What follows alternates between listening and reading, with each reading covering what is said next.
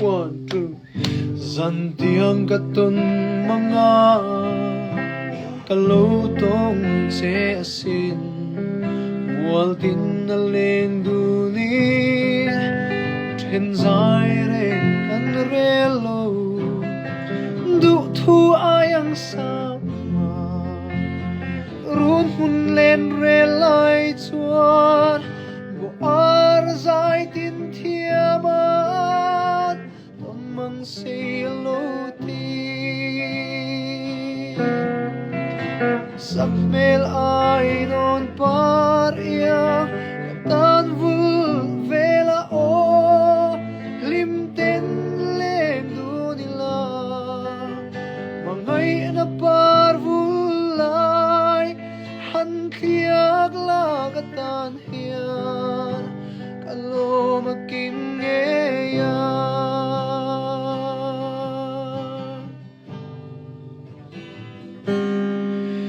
nun hlui don kir changin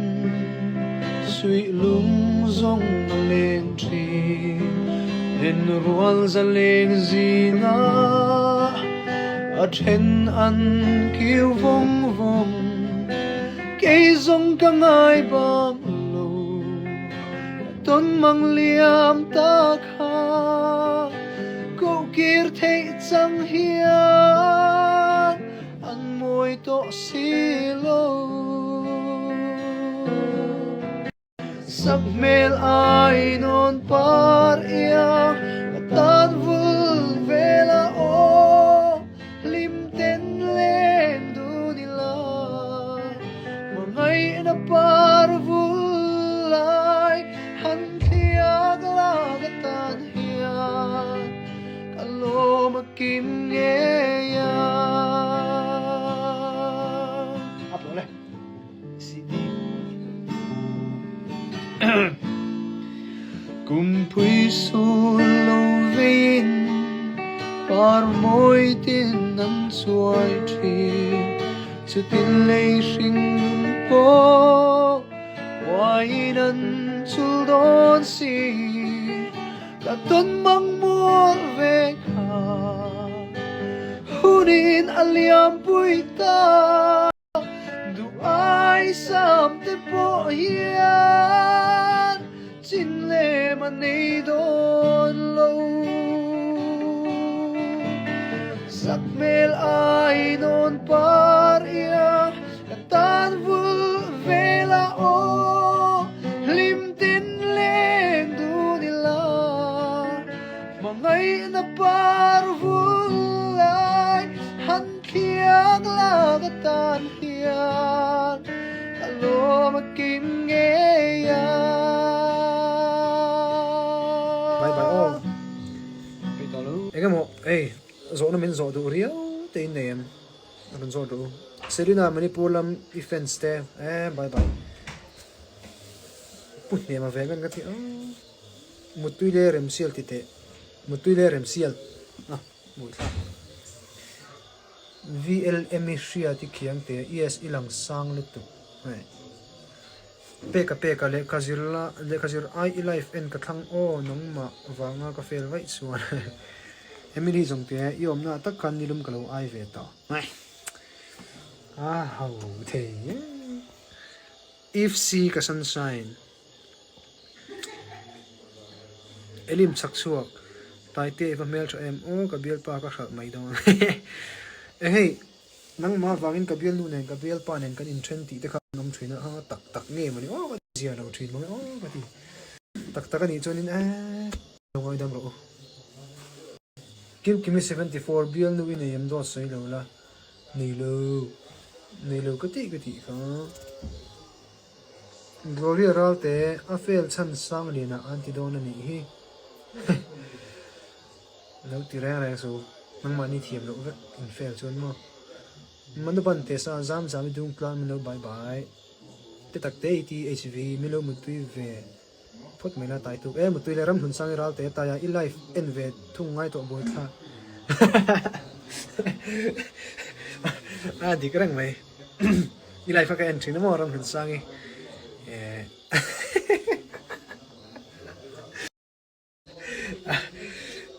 hi chu lom thil hi a in thak thleng a ron live le la kan en thawang tiang wel chu kim kimi fan chun ro to ta ro to mi ron ti sia su email id dm a lo sui ro lo to customer chu chi kimin ka chu email ka khel hei thak don chu khel lo ta kan icon bo ro vela wang hian mo 5063615543 chu chu ni mai yon follow mo na ka follow back seng long chu tu na po follow ka follow a full le to inga sia Tiny Darling 7 ke drama yen ngai em en ngai lo chulong pang chu Taite group 2 by thi hun kan lo ngap group 2 ho song song kha bye bye wo kim kimi 74 Mizoram om ila booster thun bel le chia ka ming chiarin mutui lo ti vete kim kim mol chin girl kha mutui bye bye tui de ni mudon nia I phone thar chui mang to em tai te hey ka phone thar ni hi ve nge yana ka live ma sapai ka chuna voice box clear zokin karing Tiny Darling PUBG khelen PUBG ka khel ngai lo re Milarti News official ka comment alang ve lo mi aron lang che he Milo good night kuri chiar kan zela nin good night OP kiang te min han mutui vela OP kiang te mutui le tui deu ni mu hil don nia leng le 22 glow zux bok ka glow vak pok a khela ha ki patso min no bye bye ve bye bye ave rosary avo ma ve kaning lutuk enge nin te luai lomi 18 min lo pin utai khai ngoro sorry my bad ko velia maktiro ta ya shathi ron disia so kan ni zala long pathin kam remi h kai khongai enga tingi Florence MSSC ifelo min chiar kan su klong te hlon do remi h hello bye bye from bye te tak te tvhv anim chu en ve ngai em tai te anim lam pang pok en ngai no sang te I ZDS tai te Bangalore Oxford College of Nursing ami te milo bye bye Bangalore Oxford College of Nursing te bye bye vek u anim semi 209 min chiar kan zela sorry Pangzol khuwa bye bye hanti te nang chu Pangzol khuwa bye bye nang ma pangin ti te po kha ka ngi ve em acha lo ngai cha ro in me lo wa ni cha to RFE utai ring de win min no bye bye ring to kin min chiar kan cha RFE bye bye som le chan ve thleng chi ok live don comment tu no comment zoom kula Anjali mal som zoli min lo bye bye o tai te Anjali mal som zoli bye bye ye hei zat fidukle in sari ka in timai zela katling chia lo de hlek fidukle chan ve fit nga le in chirukle chan ve ang vel kani thelma Zoe Patso 27 kau tai pu chu min mutui ve thei thlot lo ni mo Zoe Patso mutui tui de ni mu hil don nia ka tong he rang thin lu duga lomi 18 min lo bai te utai bye bye engei lai vak ker zela kan lai pon lo kan he za Milarti News official mutui min lo tila kamu thei lo ni oi lo Milarti News official uma shroi khai nem le mutui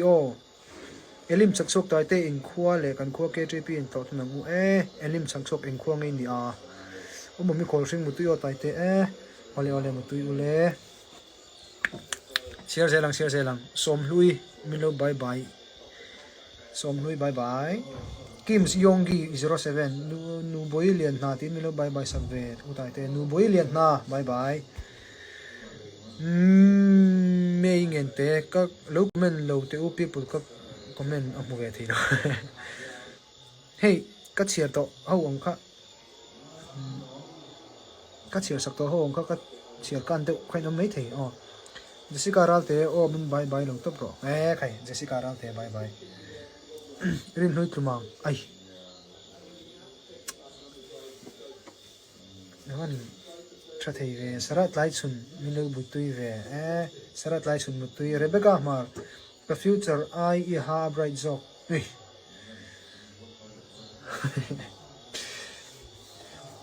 YouTube nei tu nen kanin anglo ania milatun official kania inlo angam bokatia YouTube lam pangka uma shoi khania ani chu anh poni se mutui ti khai don lam mi milatun news official khan mutui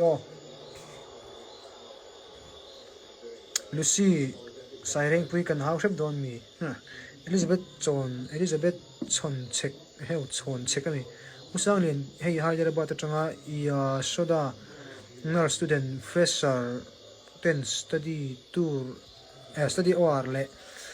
lo po clear sang theilowin kan lo clear ve che bye bye tal te chu ni mo Hyderabad ia soda nar student fresher zong kha bye bye top global bye bye ve lo taite goldai cheer sol na sangai ve ole milatun news official kai tumei ni ka chi lowa ikming ka ko theilo che bye bye mai mutui du saki 818 taite mutui le ma himi milo mutui ve lang taite mutui le ma himi mi sha sel milo mutui ve please mi sha sel kha mutui le loizi milo bye bye ve loizi ti in loizi bye bye te ma mi chang te nui nung top nung in ti tla zena tiny darling cheer cha big anei ni ni lo ve sta roto chani ka bye bye le hanti te chani ka bye bye le da bol sa tri lia nu milartin su boy puizan ko la to mo sak I am Christy van lalzami le rengi ki bye bye ve rok te van lalzami le rengi mo bye bye ule aron comment here on kal chakra ulu tuka ka cheers seng che lo pe ka dam doi venga boli ben nai te khai nga em nia volleyball ben cha om le to khop mai ka man ve le ka beng le nui ka lo cheer ve locks clear K737 please in bye bye lock clear ka tino clear klar na long baby to chong hello tai te hello Rota JR7 RK akanya kum top chu kan khel tlang le thengem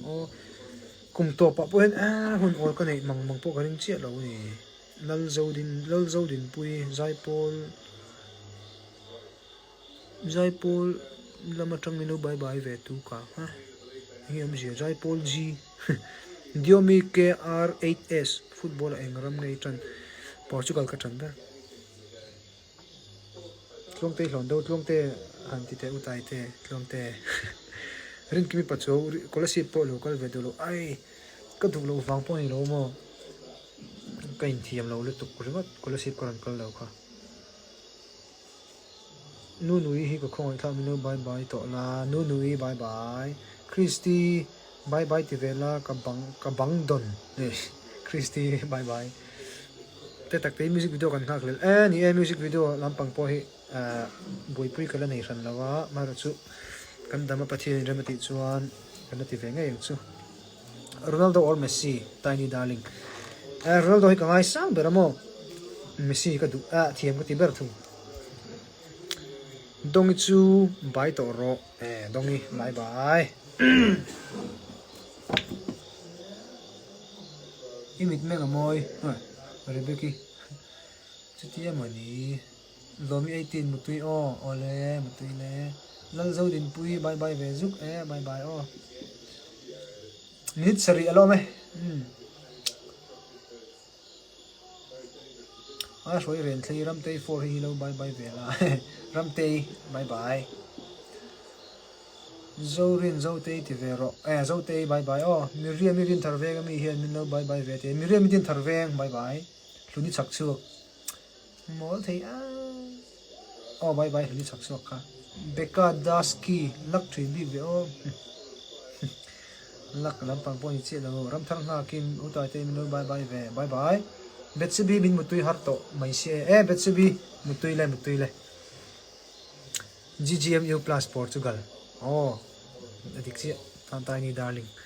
Belinda is here kan zela tu ka tu ka ti hi apa min ko thin dan ni mo nu mami milo bai vel lo ma la anuam site milo bai vela kamudon site I bye bye một tuy le công ty lon đâu Felina hi han bye bye về please Felina hi bye bye lal ema nalu tai một tuy mình tiro le lal ema hi một tuy le Fiona ren thei du tei po asapatan la sakop mai lo sapatan su se lo sanuta ro se minute rukalo me me ra te in unawin bye bye vek ule apa le anu po bye bye spicy noodles ye ka atui mel big oi khelo miss big hit min bai du lo mo poi reng lo du te reng ya bye bye so mi ra te davita lo bye bye vero le davita bye bye monoki 81 tu ka min lo bye toro bye bye nun feli min lo bye bye ve the sha mangem bye bye le VLE bye bye ve to la bye bye Esther cho please bye bye zel Jessica ralte mutui min tivero Jessica ralte mutui le ka tong rang son zot le maya Starlight ani STVR light hi kan exam non do so na min han lan te ka ti boy to long se ole thade win ti la zir tharo leng le 22 dalon I thian te Uncle Khan ikal velwa ka hmu chak parents ni tui vel lam I local vela futui friang aish lutuk tui rian lama kan kal mai thei tun thotana hian mo mai thei ma se chiang lo hazel brown email tha hia le ti lai ka ti zo kha chen ru ti lo sang ru ke chu min bye bye ve su tiny darling anung zo min ten ni mai Rosie good night chu taya Rosie good night u khote na ron join ni hi khote po United fans ka fan pui Mesty ka dang chu yen thawa lol zo din pui thir chia ka khol chau to thir sia ka pui mo zorin sanga join u zorin ate pon ron join khaya bro pui thin ve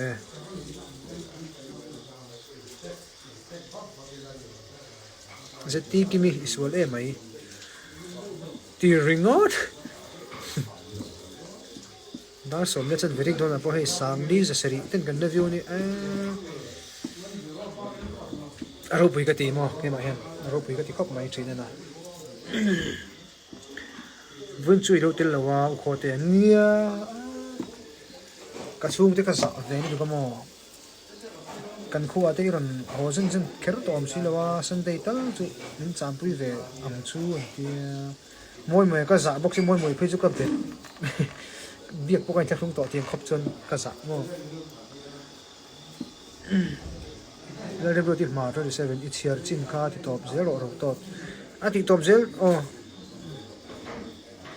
mami khol sing la da lo mai ro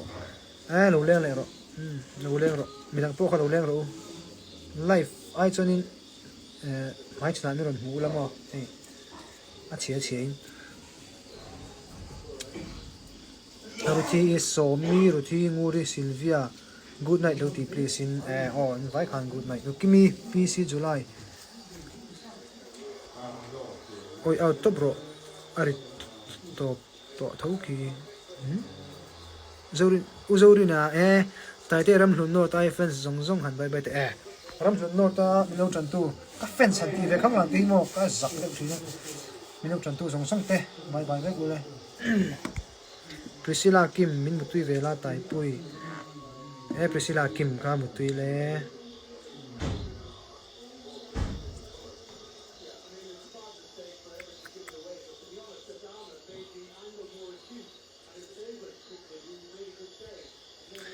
eu su khuna ka ron lenga nga ka ho to lon la ni tim mok thi tai te na thial ho min bye bye ve ole na thial ho zong na thial ko mi zong te bye bye le ve u minute ni chiom ta le ni ral te dus lo ti te dus ho te chuani mar mutui le Jasmine 7 voi li na mino bye bye ve tai te school si bye bye le zawt thana mol veng sar chu in duai mai da dai don khai zawt than volleyball kha practice sar charo nu boi punte I mai kha aziat man don mu tu le ne ka mai he cheve ni tu ko mo kain uluk lo thin nu tu ka flet flet to chong chiar kan thiam pa pang zol chui fence lang ni mai Agnes trong tu eng zoli ke chu min mutui mai ang lo em lo ngai pui bi love sara nge lo ti vete ti kan ti thin ka thiam lo ve ren ka thiam ve lo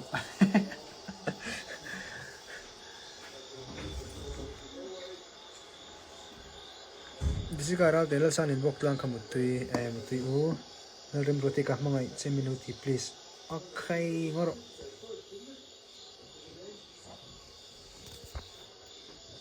I mai ka ti khane pa zam mam se pa mi ti thong ram muai boy tlo